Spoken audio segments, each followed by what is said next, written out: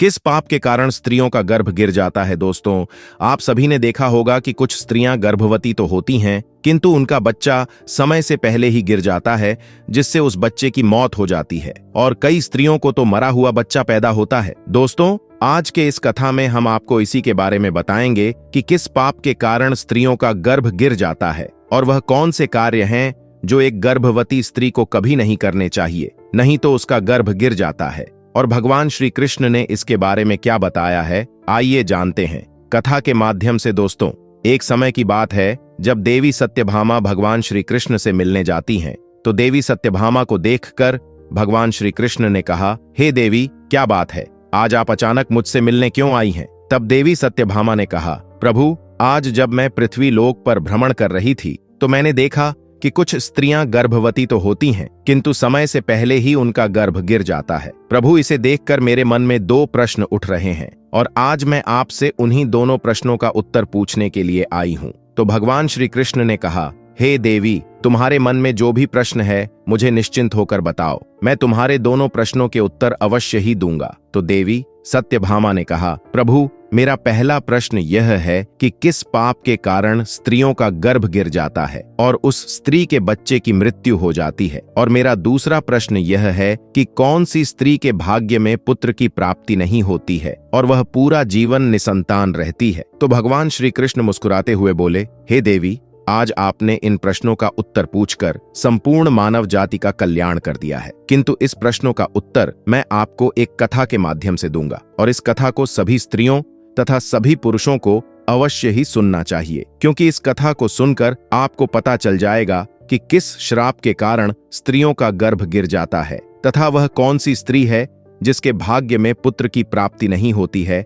और पुत्र की प्राप्ति के लिए उसे क्या करना चाहिए। तो देवी सत्यभामा ने भगवान श्री कृष्ण से कहा, आप कथा सुनाइए प्रभु, मैं कथा को पूरा मन लगाकर अंत तक सुनूंगी। तो कथा को सुनाते हुए भगवान श्री कृष्ण ने कहा, एक समय की बात है जब एक नगर में एक बहुत अधिक धनवान सेठ रहता था। वह इतना अधिक धनवान था कि उसके घर में किसी चीज की कोई कमी नहीं थी। उस सेठ की एक पुत्री थी जिसका नाम कलावती था। कलावती विवाह करने के योग्य हो गई थी। फिर उस सेठ ने सही मुहूर्त देखकर अपनी पुत्री कलावती का विवाह उसी नगर के समीप एक दूसरे गांव में वैश्य के पुत्र के साथ कर दिया। फिर विवाह के बाद सेठ की पुत्री कलावती अपने पति के घर में रहने लगती है। वह अपने पति के घर में हंसी खुशी से रहने लगती है और अपने पति से बहुत अधिक प्रेम करने लगती है। कलावती की सास का नाम माया था। माया बहुत ही दुष्ट स्वभाव की थी। कलावती अपने घर से दहेज में बहुत सारा सोना चांदी लाई थी, इसीलिए माया अपनी बहू कलावती का झूठ मूठ का सम्मान करती थी और हमेशा उससे मीठी मीठी बातें करती रहती थी और कलावती से अपने मायके से कुछ न कुछ लाने को कहा करती थी। कलावती अपनी सास की बात मानकर अपने पिता से कहकर वह सोना चांदी, गाय बैल, अनाज आदि चीजें मंगवाया करती थी और उसके पिता भी मना नहीं करते थे और सभी सामान दे देते थे, जिसके कारण कलावती की सास उससे बहुत खुश रहती थी। फिर इस तरह कलावती की सास का लालच दिन प्रतिदिन बढ़ता जा रहा था और वह कलावती के मायके का सब कुछ हड़पना चाहती थी, क्योंकि उस सेठ का कोई पुत्र नहीं था, इसीलिए सारा कुछ कलावती का ही था। फिर इस तरह काफी दिन तक चलता रहा और उसकी सास उसे अपनी बातों में बहला फुसलाकर उसके मायके से सारा सामान मांगा लिया करती थी। लेकिन भोली भाली कलावती इस बात से अनजान थी कि उसकी सास उसके पिता का सारा कुछ हड़पना चाहती है और कलावती का पति सोहन भी अपनी मां की ही बात मानता था। इसीलिए उसके घर में कलावती की सास जो कहती थी वही होता था। उसके घर में सारा काम उसकी मां के कहने से ही होता था और कलावती का पति संज दोनों ही माया का कहना मानते थे। इसीलिए उनके घर में कभी भी क्लेश नहीं होता था और सब खुशीपूर्वक रहते थे। इस तरह कुछ साल बीतने के बाद कलावती गर्भवती हो गई। जब उसकी सास को इस बात का पता चला तो वह बहुत खुश हो गई। उसने तुरंत ही कलावती के माता पिता को इस बात की सूचना दी और साथ में बड़ी बड़ी वस्तुओं की मांग की। जब कलावती के पिता ने इस बात को सुना तो वह भी बहुत अधिक प्रसन्न हुए और फिर अगले ही दिन वह मिठाई तथा सोने की माला लेकर कलावती के ससुराल पहुंच गए। कलावती अपने पिता को देखकर बहुत खुश हुई। फिर कुछ समय कलावती के ससुराल में रुककर उसके पिता अपने घर लौट आए। फिर काफी दिनों तक कलावती का गर्भ बढ़ता गया और कलावती की सास उसका बहुत अच्छी तरह से ख्याल रखने लगी तथा उसे समय समय पर फल फूल खिलाती रहती थी और घर का सारा काम खुद करती थी। कलावती को कोई भी काम नहीं करने देती थी,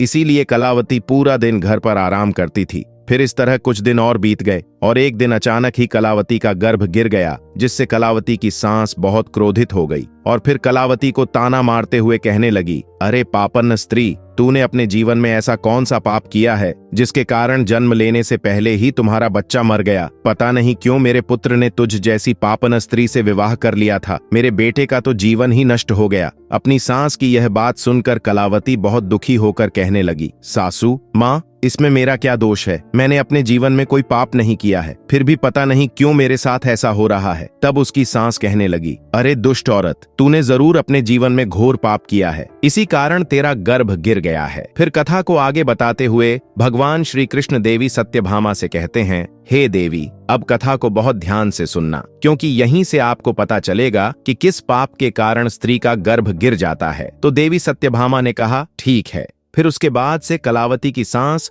उसे हमेशा ताने मारने लगी और घर का सारा काम भी उसी से कराती थी और खुद कोई भी काम नहीं करती थी। कलावती की सास उससे इतना काम कराती थी कि कलावती को अब सही से खाना खाने का भी समय नहीं मिलता था और जब सब लोग भोजन कर लेते थे उसके बाद ही वह भोजन करती थी। वो अपनी सास के सामने आने से भी डरने लगी। फिर इस तरह कुछ महीने और बीत जाने के बाद कलावती दोबारा से गर्भवती हो गई, जिससे उसका पति बहुत प्रसन्न हुआ, लेकिन उसकी सास अभी तक उससे गुस्सा थी। और जब कलावती ने अपनी सास को यह बात बताई तो वो कलावती से कहने लगी, एक बच्चे को तो खा गई हो, पता नहीं अब इस बच्चे को जीवित रखेगी या इसे भी उसी की तरह खा जाओगी। मुझे तुझ पर जरा सा भी भरोसा नहीं है, क्योंकि मुझे तो लगता है कि तूने अपने जीवन में जरूर कोई ना कोई पाप किया है, इसीलिए तेरा पहले वाला गर्भ गिर गया था। अपनी सास की यह बात सुनकर कलावती कुछ नहीं बोली और चुपचाप खड़ी रही। फिर धीरे धीरे कलावती का गर्भ बढ़ता गया और गर्भवती होते हुए भी वह घर का सारा काम करती थी, लेकिन फिर भी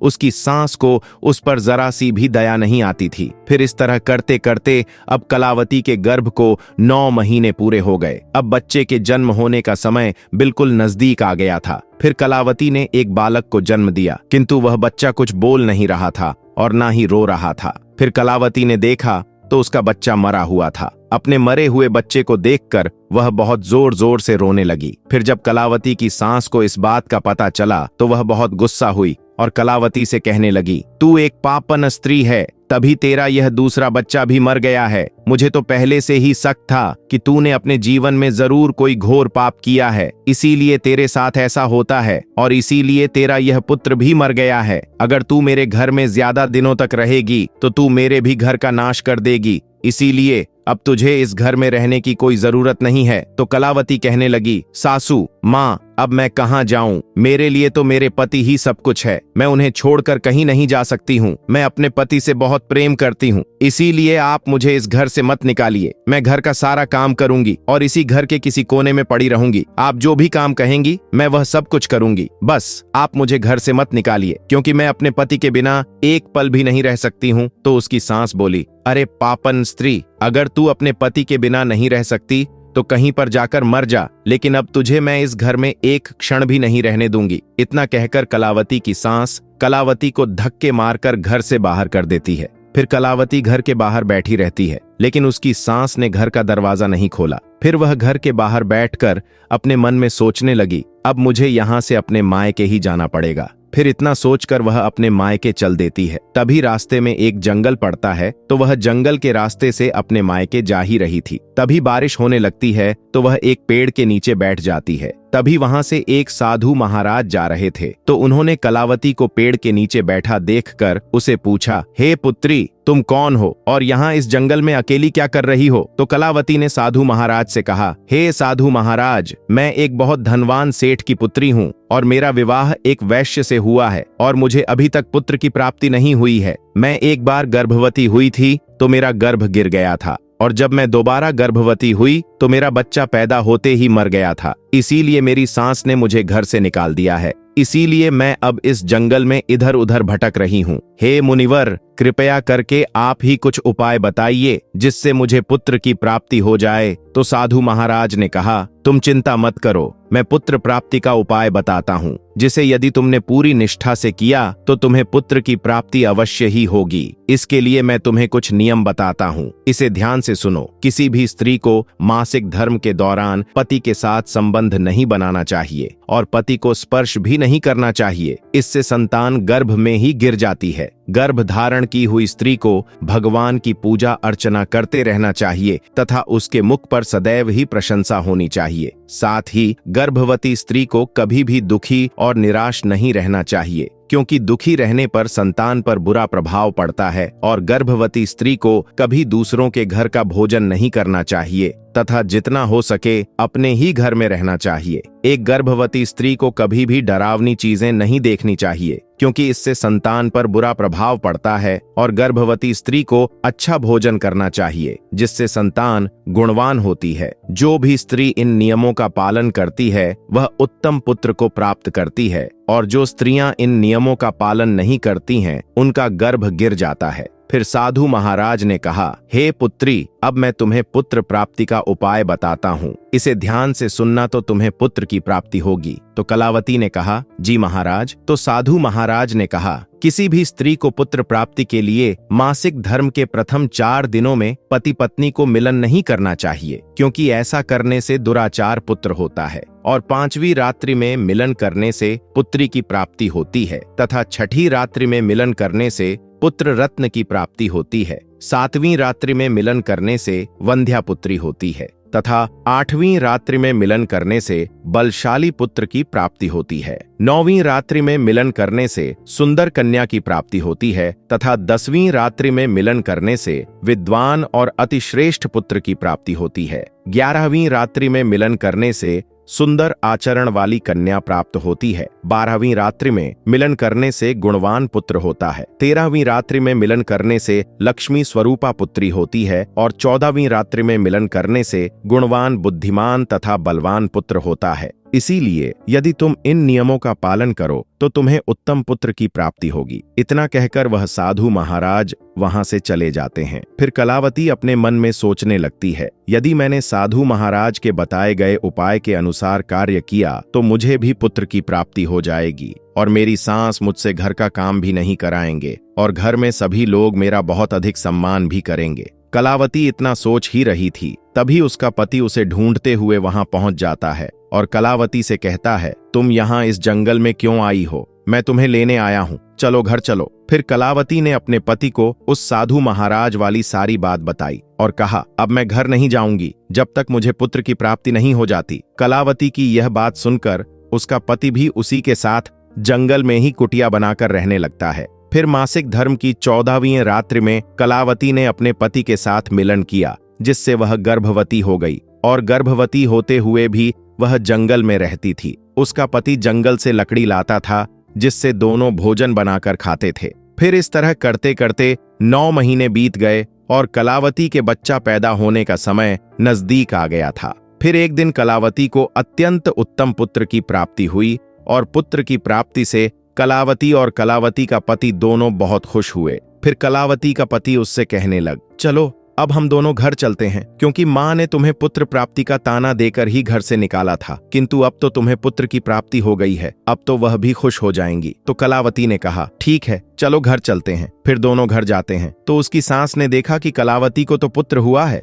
यह देखकर वह बहुत खुश हो गई और कलावती से कहने लगी, तुझे पुत्र कैसे हुआ? तब कलावती ने बताया, जब आपने मुझे घर से निकाला था तो मैं जंगल में चली गई थी और वहां मुझे एक साधु महाराज मिले थे। उन्होंने मुझे पुत्र प्राप्ति का उपाय बताया था और उसी उपाय से मुझे पुत्र की प्राप्ति हुई है। तो उसकी सास उससे कहने लगी, इसका मतलब वह साधु महाराज बहुत अधिक ज्ञानी है, तब तो उन्हें यह भी पता होगा कि हम लोग धनवान कैसे बन सकते हैं। इसीलिए अब मैं जंगल जाऊंगी और उनसे धनवान बनने का उपाय पूछ कर आऊंगी। तो कलावती ने कहा, नहीं माँ जी, आप वहां मत जाइए, क्या पता वह साधु महाराज अब वहां पर मिले या ना मिले। तो उसकी सास ने कहा, नहीं मैं तो जाऊंगी और उनसे धनवान बनने का उपाय पूछ कर आऊंगी। इतना कहकर उसकी सांस उसी जंगल में पहुंच जाती है। तभी उसे एक शेर दिखाई देता है तो वह शेर को देखकर डर जाती है। तभी शेर उसे खाने के लिए आगे बढ़ता है। जैसे ही शेर उसे खाने के लिए आगे बढ़ा तो कलावती की सांस ने उससे कहा, हे सिंहराज, तुम मुझे क्यों खाना चाहते हो? तुम्हें मुझे खाकर क्या मिलेगा? तो शेर बोला, हे पापन स्त्री, तू बहुत दुष्ट स्वभाव की है, इसीलिए मैं तुझे खा जाऊंगा। इतना कहकर शेर उसे खा जाता है। फिर उसकी मौत हो जाती है और यम के 2 दूत आते हैं और उसे यमलोक ले जाकर यमराज जी के सामने खड़ा कर देते हैं। तभी चित्रगुप्त ने उस स्त्री के जीवन का लेखा जोखा देखा और उसके जीवन का लेखा जोखा देखकर कहने लगे, हे धर्मराज, इस स्त्री ने तो अपने जीवन में घोर पाप किए हैं। यह स्त्री अपनी बहू रानी पर बहुत अत्याचार करती थी। उसके गर्भवती होते हुए भी घर का सारा काम उसी से कराती थी। और तो और जब इसकी बहू के पुत्र की मृत्यु हो गई थी तो इसने उसे धक्के मारकर अपने घर से निकाल दिया था। चित्रगुप्त की यह बातें सुनकर यमराज को उस स्त्री पर बहुत क्रोध आया और उन्होंने दूतों से कहा, इसे नरक लोक में डाल दो। दोस्तों, फिर कथा को आगे बताते हुए भगवान श्री कृष्ण देवी सत्यभामा से कहते हैं, हे देवी, इस प्रकार उसकी सास को उसके किए की सजा मिल गई और कलावती ने गर्भधारण के नियमों का पालन किया, जिससे उसे उत्तम संतान की प्राप्ति हुई। इसी तरह कोई भी स्त्री यदि उस साधु द्वारा बताई गई बातों के अनुसार कार्य करेगी तो उसे भी पुत्र की प्राप्ति अवश्य होगी। तो देवी सत्यभामा ने कहा, प्रभु, वह कौन सी स्त्रियां हैं जिनके भाग्य में पुत्र की प्राप्ति नहीं होती है, और वह अपने जीवन में ऐसा कौन सा पाप करती हैं जिसके कारण उन्हें पुत्र की प्राप्ति नहीं होती है, और पुत्र प्राप्ति के लिए उन स्त्रियों को क्या करना चाहिए? तो भगवान श्री कृष्ण ने कहा, यह वे स्त्रियां हैं जो अपने पति से हमेशा लड़ाई झगड़ा करती रहती हैं और घर में सारा काम अपनी ही मनमानी से करती हैं तथा अपने पति का आदर सम्मान नहीं करती हैं। तो ऐसी स्त्रियों के भाग्य में कभी भी पुत्र की प्राप्ति नहीं होती है, और ऐसी स्त्रियों को पुत्र प्राप्ति के लिए अपने पति का आदर सम्मान करना चाहिए तथा उनका कहना मानना चाहिए और घर में लड़ाई झगड़ा नहीं करना चाहिए। तो ऐसी स्त्रियों को भी पुत्र की प्राप्ति होगी। दोस्तों, आपको आज की वीडियो कैसी लगी हमें कमेंट करके अवश्य बताएं, और वीडियो अच्छी लगी है तो वीडियो को लाइक और चैनल को सब्सक्राइब अवश्य करें।